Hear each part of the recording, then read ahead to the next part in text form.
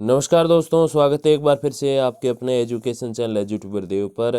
तो दोस्तों, रीट 2021 या अब कह दे रीट 2022, तो इसके संबंध में 10 वो प्रश्न जिनके आज मैं आपको जवाब देने वाला हूं, जो कि एक मेहनती परिश्रमी अभ्यर्थी के लिए सबसे महत्वपूर्ण है। अब देखो, पिछला एग्ज़ाम दिया नहीं दिया, दिया है तो नंबर कितने आए नहीं आए वो लेवल सेकंड के लिए अब मायने नहीं रखता, लेकिन एक वो सॉल्यूशन भी मैं आपको बताऊंगा जिससे जो पास हुए हैं अभ्यर्थी, जिन्होंने 60 से ऊपर या यूँ कहूँ कि 80 से ऊपर परसेंट भी मेहनत से बनाए हैं, तो उन अभ्यर्थियों के लिए भी क्या अच्छा हो सकता है। और ऐसे अभ्यर्थी जो बहुत मेहनत की लेकिन नहीं बना पाए 90 नंबर, या यूँ कहे पासिंग मार्क्स नहीं ला पाए, तो उनके लिए क्या अच्छा है। एक ऐसा इसका जो मैं कह सकता हूँ कि एक सुझाव मैं अगर दूँ, जिससे जो है दोनों प्रकार के अभ्यर्थी, जो पास हुए अच्छे अंक है वो भी, और जिन्होंने मेहनत की लेकिन पास नहीं हुए, अच्छे अंक नहीं है, वो भी खुश हो सकें, तो उसके बारे में बात करेंगे। इसके अलावा 9 प्रश्न और वो भी होंगे जिसमें आप जो है आने वाली जो रीट है या आरटेट है या जो तृतीय श्रेणी शिक्षक भर्ती परीक्षा है, उसके बारे में भी जो है आप जान पाओगे। तो सबसे पहला प्रश्न देखिए दोस्तों, कि एक बेहतरीन विकल्प जिससे नकलची अभ्यर्थियों पर भी रोक लगेगी और परिश्रमी अभ्यर्थी को अवसर मिलेगा। देखो, अगर इसी एक एग्ज़ाम को, जैसे जो रद्द हो गया लेवल सेकंड रीट, तो इसको ही आधार मान के नौकरी दे दी जाती, तो वो सारे नकलची लोग, ऐसे लोग जिन्होंने जो है एक परीक्षा, प्रतियोगी परीक्षा की मर्यादा को भंग किया, वो नौकरी लग जाते, तो वो गलत होता, इसीलिए रद्द किया गया। अब वो विकल्प कौन सा हो सकता है जिसमें जो पास हुए, जैसे मैंने कहा 60-80% या उससे भी ज़्यादा बनाए हैं, वो भी खुश रह जाएं, उनको भी एक अवसर मिले, और दूसरे जो नई भर्ती का वेट कर रहे थे क्योंकि पास नहीं कर पाए, तो दोनों की खुशी के लिए एक ही तरीका है कि जो वर्तमान में जो अभ्यर्थी पास हुए हैं उनको जो आगे दो प्रोसेस होने वाली, पहली आरटेट और दूसरी अध्यापक भर्ती परीक्षा। ये अध्यापक को अब अध्यापक क्यों बोलते हैं, क्योंकि पहले थर्ड ग्रेड बोलते तब नाम चेंज कर दिया अध्यापक, सेकंड ग्रेड को वरिष्ठ अध्यापक और फर्स्ट ग्रेड को शाला व्याख्याता। तो दो जो परीक्षा होने वाली, उसमें से एक परीक्षा का इनको बेनिफिट दे देना चाहिए। जिन्होंने भी जो रीट 2021 रद्द हुई है उसमें 60% या जो भी अलग अलग कैटेगरी वाइज पासिंग मार्क्स हैं, 60% जनरल के हैं, 55 ओबीसी के हैं, और भी अलग अलग कैटेगरीज उनके थोड़े थोड़े कम हैं, तो उस कैटेगरी वाइज उन्होंने अगर वो पास कर लिया है, तो इन सभी अभ्यर्थियों को जो है अगली जो पात्रता परीक्षा है आरटेट, राजस्थान टीचर एलिजिबिलिटी टेस्ट, शिक्षक पात्रता परीक्षा, इनसे आगे बढ़ा के उनको जो है अगली सीधी जो भर्ती है थर्ड ग्रेड की, उसके लिए पात्र मान लेना चाहिए।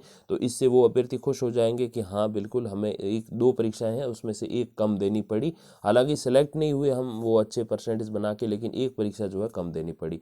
और इसका आगे क्या लाभ हो सकता है, देखो, अगर आगे 90-10 या 70-30 का जो भी फॉर्मूला सरकार चाहेगी वो लागू होगा, तो उसमें भी इनको इन परसेंटेज का लाभ मिल जाएगा, क्योंकि ये जो परसेंटेज रीट 2021 रद्द हुई वो वाले हैं, उनको आरटेट 2022 के समकक्ष माना जाएगा, और अगर उनको उसके लेवल का माना जाता है, तो सीधी सी बात यह है कि उन्हें जो है वो 70-30 का फॉर्मूला या 90-10 का जो भी फॉर्मूला रखेगी सरकार, उसके अंतर्गत वर्तमान अंकों का लाभ मिल जाएगा। और जो नकलची भी हैं वो भी खैर इसमें साथ साथ चलेंगे, लेकिन उनको भी आखिरकार नौकरी लेने के लिए एक मेन एग्ज़ाम देना पड़ेगा जिसमें नेगेटिव मार्किंग वगैरह होगी। तो नकलचियों के लिए भी एक सबक है, खाली पास होके ही कुछ नहीं होता, और जो मेहनती है वो तो खैर और मेहनत करेंगे, तो जाहिर सी बात है वो यहाँ भी पास होंगे और अगला एग्ज़ाम भी वो जो है क्रैक करके नौकर हो जाएंगे। तो ये एक तरीका है। और बाकी जो बिल्कुल फ्रेश अभ्यर्थी रह गए, मतलब नए हैं या पुराने भी हैं लेकिन पास नहीं कर पाए किन्हीं कारणों से, तो उनके साथ पास तो पूरा अवसर है ही, वो आरटेट पहले दें, उसको 60% से पास करें, क्वालिफाई करें, फिर जो है मेन एग्ज़ाम की तरफ जाएं। तो सभी के लिए एक सही जो तरीका है वो यही है कि रद्द होने वाली तो खैर हो गई, लेकिन आने वाले जो समय है अभी दो एग्ज़ाम का, उसमें फिर ऐसा कुछ पैटर्न रखें, तो मैं समझता हूँ कि दोनों प्रकार के अभ्यर्थी जो है वो खुश रहेंगे, और जो नकलची हैं उनको भी एक सबक मिल सकेगा। तो ये पहला प्रश्न। दूसरे की ओर बढ़े, देखिए 90-10 का क्या तात्पर्य। देखो, एक और बात आप सुनो कि 90-10 नहीं 70-30 भी हो सकता है, क्योंकि 90-10 तो खैर इस रीट में हुआ, इससे पहले जो रीट थी 2016 रीट 2018, उसमें तो जो है 70-30 से रखा जाता था। अब देखो कि ये 70-30 में किस किस के अंक जुड़ेंगे, क्योंकि वसुंधरा राजे जी जब आई थी सीएम बन के, तो उन्होंने घोषणा की थी कि जो थर्ड ग्रेड के लिए दो एग्ज़ाम होते हैं, पहले आरटेट और फिर जो जिला परिषदों के जो पदों के आधार पे जो होता है, जिला परिषदें ज्वाइनिंग वगैरह देती हैं, आपको पता है डॉक्यूमेंट वेरिफिकेशन जो है वो सब अपने जिला परिषदों के माध्यम से होता है, फिर निदेशालय जो है ज्वाइनिंग देता है। तो ये सारी जो प्रोसेस है ये पंचायती राज विभाग वाली, तो पहले क्या होता था कि आरटेट होता था 2011-12, एक पात्रता परीक्षा सी टेट की तरह, फिर जो है वो पद निकालती थी, अपने जो पंचायती राज है वो पद निकालते थे, और उसी बेसिस पे जो है वो थर्ड ग्रेड की एक और एग्ज़ाम लेके भर्ती होती थी। तो देखो ये 90-10 का फॉर्मूला इस एग्ज़ाम में लागू हुआ, जिसमें 90% रीट के अंक और 10% जो है वो ग्रेजुएशन के अंक जोड़े जाने लगे। ये 70-30 से 90-10 क्यों किया? क्योंकि 70-30 में लोग जो है 30% अंक जुड़ते तो वो फर्जी डिग्री वाले बहुत आ गए थे, और उससे फिर एक मेहनती अभ्यर्थी, परिश्रमी अभ्यर्थी पीछे रह जाता, और एक फर्जी डिग्री वाले जो अभ्यर्थी है वो आगे निकल जाते, क्योंकि वो स्नातक में उनके कुछ ज़्यादा ही अंक होते। तो ये तो हुआ 70-30 और 90-10 का फॉर्मूला। अब देखो पहले जो आरटेट चलती थी 2011-12 में, आज से लगभग एक दशक पहले, तो उसमें क्या रूल होता था? उसमें ये था 70-30 का फॉर्मूला। अब देखो उसमें ग्रेजुएशन के अंक नहीं जुड़ते, उसमें 70% तो अंक जुड़ते किसके? जो आपके मेन एग्ज़ाम होता है थर्ड ग्रेड के लिए, अध्यापक भर्ती परीक्षा जो तृतीय श्रेणी वाली, वो उसके 70% अंक, और 30% जो अंक है वो जोड़े जाते हैं किसके? अपने ये जो आरटेट रहती उसके। तो यहाँ वहाँ पर जो स्नातक का कुछ मैटर नहीं था। स्नातक का मैटर क्यों आया? क्योंकि कुछ ना कुछ तो जोड़ना ही था, सीधा तो कर नहीं सकते, थर्ड ग्रेड है तो जोड़ना ही था, तो फिर स्नातक का जोड़ना पड़ा, क्योंकि 2 एग्ज़ाम तो थे नहीं, एक ही एग्ज़ाम था, तो क्या किया जाए? तो इसके लिए ये रूल बनाया। नहीं तो रूल ये था कि 70% आपके थर्ड ग्रेड एग्ज़ाम के नंबर, और 30% जो है आपके जो आरटेट या रीट जो है पात्रता परीक्षा, इसके नंबर। ऐसे ही करके ये चीज़ें चलेंगी। हालांकि शिक्षा मंत्री जी 90-10 बोल रहे हैं, लेकिन वो आगे मुझे लगता है बदल सकता है, और पहले के जैसा पैटर्न जो है 70% थर्ड ग्रेड मेन एग्ज़ाम के, और 30% जो है आपके अंक आरटेट या रीट जो भी पात्रता परीक्षा को उसके। तो ऐसे करके ये सारी चीज़ें चल सकती हैं। अगला प्रश्न देखिए क्या है कि रीट 2018 प्रमाण पत्रों की वैधता आजीवन होगी? तो देखिए संभावना तो पूरी है, क्योंकि जो एनसीटी है, national council for teacher education, जो है अपने संस्थान है ऑल ओवर इंडिया लेवल पर, उन्होंने सीटेट की वैधता आजीवन घोषित कर दी, जो कि पहले 7 साल थी। आपको मैं बता दूं रीट के प्रमाण पत्र की जो वैधता वो 3 साल है। पहले जो आरटेट का प्रमाण पत्र आता था उसकी 7 साल वैधता होती थी।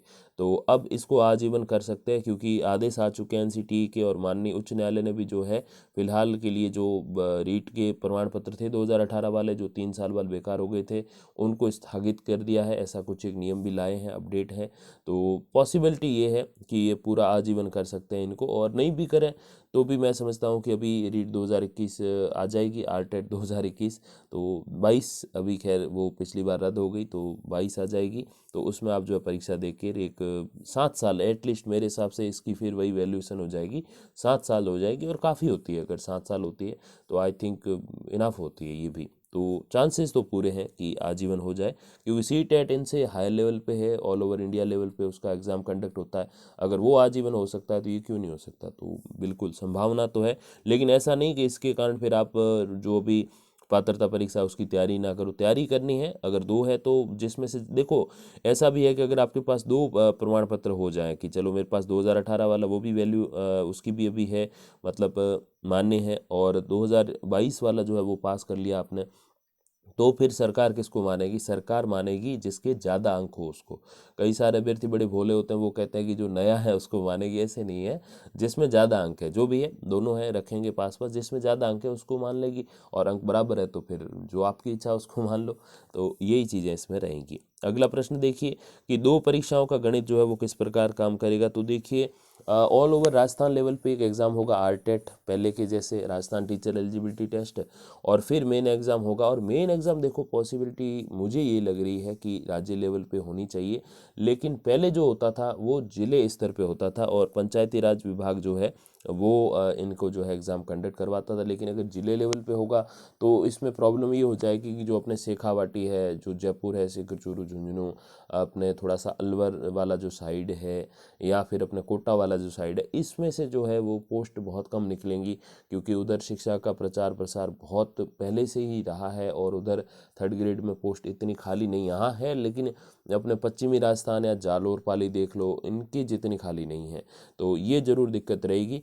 तो शायद सरकार पूरे राजस्थान लेवल पे थर्ड ग्रेड की भर्ती कराए। एक बार आरपीएससी ने भी एग्ज़ाम करवाया था थर्ड ग्रेड का काफ़ी समय पहले, तो ऐसा भी कुछ एक प्रोग्राम हो सकता है, और चांसेस तो अब यही लग रहे हैं मुझे कि आरपीएससी को ही देंगे। हाँ, विवाद तो उधर भी रहे हैं, ऐसे नहीं कि आरपीएससी कोई दूध का धुला है, लेकिन ज़रूर आरबीएससी मतलब राजस्थान माध्यमिक शिक्षा बोर्ड ने जो हरकत करी है, इससे तो फिर उन्होंने कमी की है। तो ये चांसेस हैं कि राजस्थान लेवल पे हो, लेकिन अशोक जी गहलोत हैं, क्योंकि राजस्थान लेवल वाला जो पूरा फंडा निकाला वो वसुंधरा जी ने निकाला था, और जो जिले लेवल वाला है वो अशोक जी करा ही रहे थे। तो अशोक जी हैं तो पॉसिबिलिटी जिले वाले भी है। और बाकी अभ्यर्थियों के जो परिप्रेक्ष्य में देखें तो फिर राजस्थान लेवल, क्योंकि अच्छे अभ्यर्थी निकालने हैं और न्यायिक रूप से प्रक्रिया, हालांकि मैं पश्चिमी राजस्थान का हूं, लेकिन फिर भी पश्चिमी राजस्थान की जो पोस्ट हैं उनको मैं इतना सपोर्ट नहीं कर रहा, क्योंकि न्यायिक तरीका तो देखो न्याय के हिसाब से होता है। अब ऐसे तो फिर पश्चिमी राजस्थान के जो टीचर है वो तो ये कहेंगे कि भाई जिले लेवल पे कराओ, और अपने जो विकसित जो थोड़ा सा मतलब अपने अच्छे शिक्षा के स्तर के देखें तो अच्छे फिर जिले जो हैं शेखावटी, जयपुर वगैरह, तो इनके तो फिर ये कहेंगे कि नहीं नहीं हमारे तो बस राजस्थान लेवल पे कराओ, तो ये तो फिर अन्याय हो जाएगा। देखो न्यायिक रूप से कहना पड़ता है। मैं खुद बाड़मेर का हूँ, और बाड़मेर में हमारे टीचर्स की बहुत ज़रूरत है, बेरोज़गार भी काफ़ी सारे हैं, उनको नौकरी की ज़रूरत है, सारी बात है। लेकिन न्यायिक रूप से अगर देखें, अगर ओरिजिनल फाइट चाहिए आपको कंपटीशन एग्जाम के लिए और अच्छे अभ्यर्थी चाहिए, तो फिर तो राजस्थान लेवल। और मैं ही नहीं कह रहा जिले लेवल पे कराओगे तो कोई बुरे अभ्यर्थी मिल जाएंगे, ऐसा नहीं है, लेकिन थोड़ा सा एक जो स्तर है वो थोड़ा सा नीचे आ जाता है, क्योंकि मैंने पहले भी देखे हैं ऐसे कई सारे टीचर्स हैं जो जिले लेवल वाली परीक्षा से लगे, और आप उनको पूछ लो ना कि उपराष्ट्रपति कौन है, वो भी उनको पता नहीं है। तो ऐसी उनकी स्थिति है। तो इस स्थिति से निकलने के लिए, शिक्षा के स्तर को सुधारने के लिए, नौकरी की बात नहीं हो रही, शिक्षा की बात हो रही है, तो यही तरीका है कि राजस्थान लेवल पे कराओ, और बाकी तो सरकार जैसा चाहे, जैसा अशोक जी चाहे वैसा होगा। और देखो अगला प्रश्न कि आरटेट पात्रता परीक्षा का आयोजन कब तक होगा। तो देखो चांसेस ये हैं कि अगर हम मान लें कि मार्च में ये नोटिफिकेशन अगर निकालते हैं इसका आरटेट का, तो 3 से 4 महीने, यूँ तो 45 दिन का नियम है, लेकिन थोड़ा ज़्यादा ही देते हैं अब एकदम से, तो क्योंकि हो नहीं पाएगा, थोड़ा बहुत इसमें चेंजेस भी मे बी अगर हो जाएं सिलेबस में, तो अभी जो रीट का सिलेबस है वो पूरा इस पे लागू होगा। हाँ थोड़े बहुत चेंजेस हो सकते हैं, बाकी ज़्यादा उसमें बदलाव नहीं होंगे। तो आयोजन अगर हम ऐसे माने तो अप्रैल मई जून जुलाई, तो जुलाई अगस्त के समथिंग हो सकता है, एक आधा महीना आगे पीछे आप मान लो, तो अगस्त तक आप जो है मैक्स टू मैक्स जाएंगे अगस्त तक। हाँ अब सरकार है तो फिर वो तो दिसंबर में ही करा दे, और चाहे तो अप्रैल में ही करा दे, वो एक अलग बात है, लेकिन 3 से 4 महीने का इसमें समय मिलने की पूरी संभावना है। और सरकार चाहेगी कि इसमें अब कोई विवाद नहीं हो, क्योंकि पोस्टपोन वगैरह जब चीज़ें होती हैं तो फिर सरकार का उतना वो मेरे हिसाब से वैल्यूएशन रहता नहीं है, महत्व नहीं रहता, तो ये थोड़ा ध्यान देने वाली बात। अब नई रीट से कब तक मिलेगी नौकरी, तो देखो ये पात्रता परीक्षा के 4 महीने, जुलाई अगस्त, फिर 1-2 महीने रिजल्ट के, तो सितंबर अक्टूबर, और अगर उसके बाद 1-2 महीने फिर और गैप कहीं ना कहीं हो ही जाते हैं। आपको पता है कंपटीशन एग्जाम रीट जो 2021 थी वो 5 से 6 बार आगे बढ़ी थी। तो नवंबर दिसंबर में अगर नई विज्ञप्ति आती है तो उसमें फिर भर्ती प्रक्रिया में, और वो फिर वही विवाद होने के चांसेस कि जिलेवार या राज्यवार, और सरकार देखो अब क्योंकि ये फिर 2 परीक्षाएं तो फिर जिलेवार की डिमांड होगी, और एक तरफ अभ्यर्थी कहेंगे नहीं राज्यवार करो, जैसे सेकंड ग्रेड फर्स्ट ग्रेड होता है, तो ये भी चीज़ें हैं। तो ऐसे कुछ एक मिला के आज जो फरवरी चल रहा है, अगला फरवरी जो होगा फरवरी 2023, तब तक मेन एग्ज़ाम हो सकता है, और फास्ट से फास्ट भी चलेंगे तो भी तब तक रिजल्ट आएगा। यानी कि आपको आज से लगभग साल या सवा साल के समथिंग लगेगा ये सारी प्रोसेस कंप्लीट करते हुए नौकरी लेने में रीट के माध्यम से। जी हाँ, साल से सवा साल मतलब 12 से 15 महीने का समय लगने के चांसेस हैं। हाँ 2-4 महीने तो हो जाते हैं इधर उधर, अगर सरकार बहुत निर्दयी हो जाए तो भाई साल के अंदर ही करा दे, थोड़ा आराम से चले तो फिर 1.5 साल भी मे बी पॉसिबल है। तो ये सारी प्रोसेस रहेगी, और सवा साल, 1 साल से 1.5 साल के बीच, सवा साल ऑन एन एवरेज मानो आप कि लगभग 15 महीने जो है वो सारी प्रोसेस, दोनों परीक्षाएं, उनके परिणाम, ज्वाइनिंग वगैरह सब कुछ होने में लगेगा। तो सोचो कि कितना आगे बढ़ गई दुनिया एकदम से, कहाँ तो अभी मिल रही थी नौकरी, कहाँ आगे जा रही है 1 साल।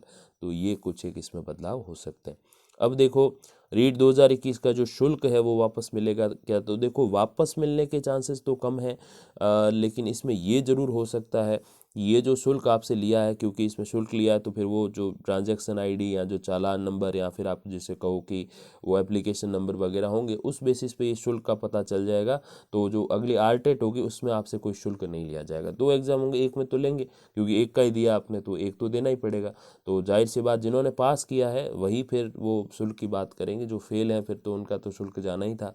तो यही एक, हाँ एक और बात, जो फेल हुए हैं चाहे सरकार चाहे तो उनका शुल्क भी वापस दे सकती है, किसके लिए, आरटेट के लिए। तो यहाँ पर पास और फेल को बराबर रख सकते हैं।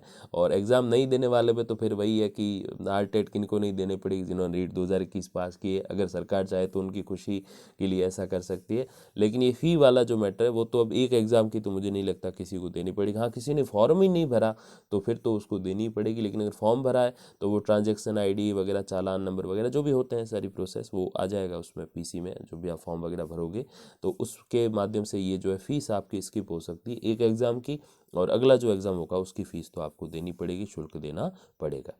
अगला प्रश्न देखिए कि पदों का सही गणित क्या है। तो देखिए पदों का ऐसे, ये जो 62,000 बोल रहे हैं ओरिजिनली ऐसा नहीं होगा, ये फिर बंट जाते हैं बहुत सारे भागों। मैंने पिछली वीडियो में आपको बताया भी था। तो देखो, तो 62,000 जो बोल रहे हैं जो अभी के हिसाब से, तो उसमें देखो अपने लगभग 32,000 तो पद इस भर्ती के हैं।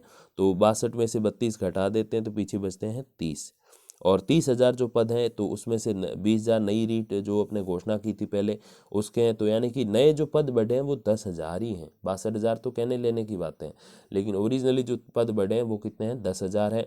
तो 20,000 प्लस 10,000 बराबर हो गए 30,000 नई भर्ती के लिए रीट 2022।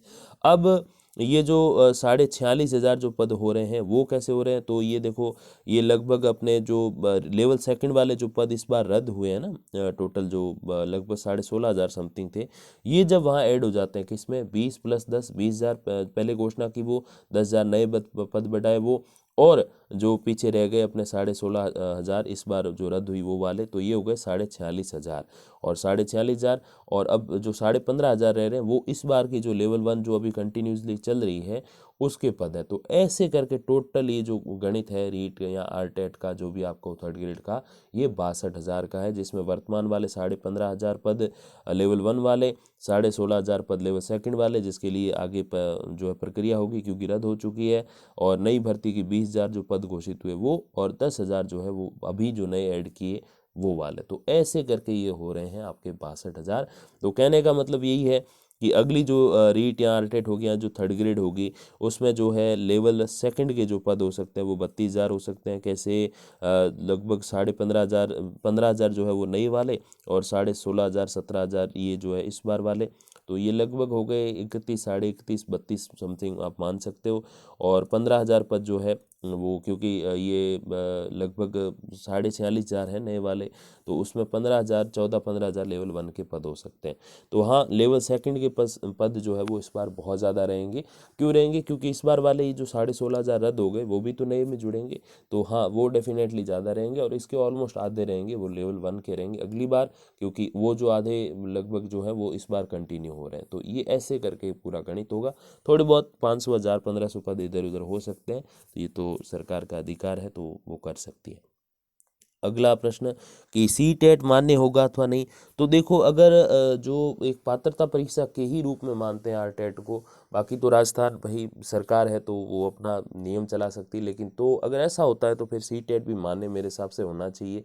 क्यों होना चाहिए, क्योंकि हाँ, इसमें एक परेशानी ये हो सकती है कि जो बाहरी राज्यों के अभ्यर्थी वो ज़्यादा आ जाएंगे। तो अगर बाहरी राज्यों के अभ्यर्थियों को रोकना है तो सी टेट को अमान्य करेंगे, ये एक चांस। और सी टेट को मान्य क्यों करना पड़े, क्योंकि आर टेट जो है वो एक पात्रता परीक्षा ही हो जाएगी। अब अभी तो क्या पात्रता और भर्ती परीक्षा भी थी, तो इसीलिए सी टेट मान्य नहीं थी। लेकिन अब जब आर टेट केवल, या यूं कहें रीट केवल एक जो है पात्रता परीक्षा बन के रह जाएगी, राजस्थान टीचर एलिजिबिलिटी टेस्ट बन के रह जाएगा, तो फिर सी टेट भी एक एलिजिबिलिटी है, और वो भी केंद्र की है, तो केंद्र पूरे राज्यों पे सारी चीज़ें लागू कर सकता है। तो सी टेट मान्य हो सकती है, और नहीं होने का मैंने आपको कारण बताया कि वो बाहरी अभ्यर्थियों को जो है रोकने के लिए किया जा सकता है। अगला प्रश्न देखिए, अंतिम प्रश्न है कि क्या स्तर 1 यानी कि लेवल 1 की जो है परीक्षा रद्द होगी क्या। तो देखिए, अभी तक जो रुझान है उस हिसाब से तो नहीं हो सकती, क्योंकि ऐसा कोई विवाद इसमें कोई बड़ा निकल के नहीं आया है, अभ्यर्थी भी कम है, और ऐसी कोई परेशानी तो निकल के नहीं आई। तो नहीं रद्द हो तो अच्छा ही है, और अगर हो भी जाती है तो फिर कोई वो उसमें कोई वो अतिशयोक्ति नहीं हो जाएगी, क्योंकि लेवल सेकंड की भी तो हो ही रही है, वो भी तो परेशान हो ही रहे हैं, तो भाई आप भी हो जाओ, और क्या। नहीं हो तो अच्छी बात है, खैर क्यों दोबारा मेहनत करनी पड़े, उनको नौकरी मिल जाए। तो यही सारी बातें, और बाकी जो भी अपडेट्स आएंगी तो मैं आप तक पहुंचा दूंगा वीडियोज़ या फिर कम्युनिटी पोस्ट के माध्यम से। तब तक के लिए धन्यवाद, नमस्कार।